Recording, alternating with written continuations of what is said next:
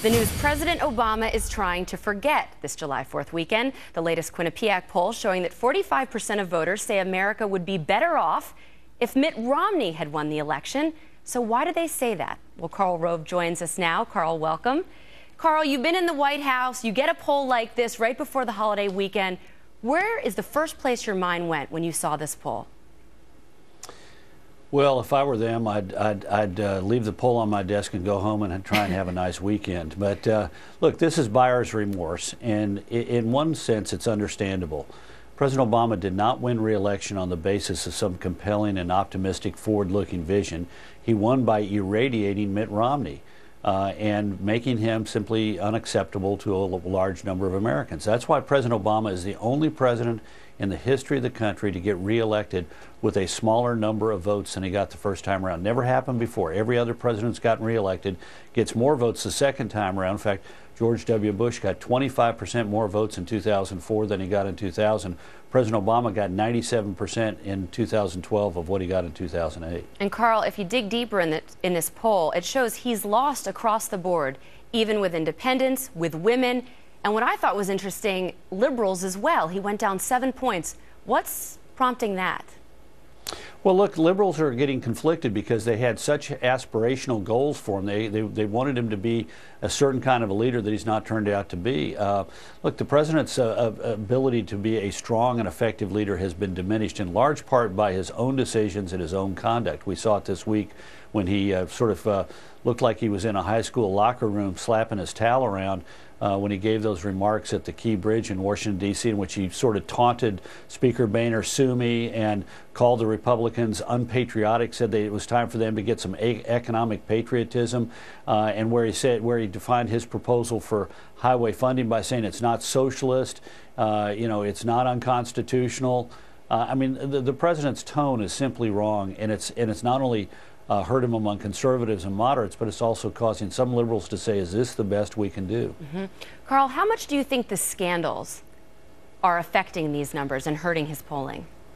Well, I wrote about this today in my Wall Street Journal column because this is mystifying to me. Just take the IRS scandal. When it first broke, the president's rhetoric was proper and appropriate. He said, this is inappropriate, it shouldn't happen, the IRS needs to be completely unbiased and neutral, and we need to get to the bottom of this. And now he's dismissing it as a phony scandal. And in the meantime, he had blown it off by saying, well, it was a couple of bureaucrats in Cincinnati trying to enforce the law, and I don't see the big deal about it. He started out in the right place. He's in a wrong place today because, like in the recent Fox poll, 76% of Americans believe that that Lois Lerner's emails were deliberately destroyed. So the president is sitting there saying, don't worry about it, nothing to it, nothing at all, when 3/4 of the American people think there might have been a criminal act involved. This is not helping him. And these scandals have eroded, I think, the public confidence. His job approval now is about, I think, 40% in the latest Gallup, and that's a pretty big drop from where he was not too long ago. And it seems like, Karl, it was the IRS scandal that really started to be the impetus for those poll numbers back in the spring to start to nosedive. Now we see it across the board with other issues. Foreign policy, he's getting incredibly low marks, domestic policy. But I want to ask you this. A lot of people are encouraged when they hear this buyer's remorse for Mitt Romney.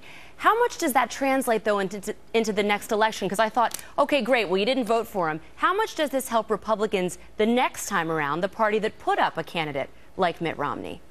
Well, it really doesn't, because these things are not transferable from candidate to candidate. But it is an object lesson. It says the Republicans better come with a candidate who can shape an optimistic and forward-looking vision that allows them to say, we can do better than the Obama years, we can do better than what the Democrats are offering.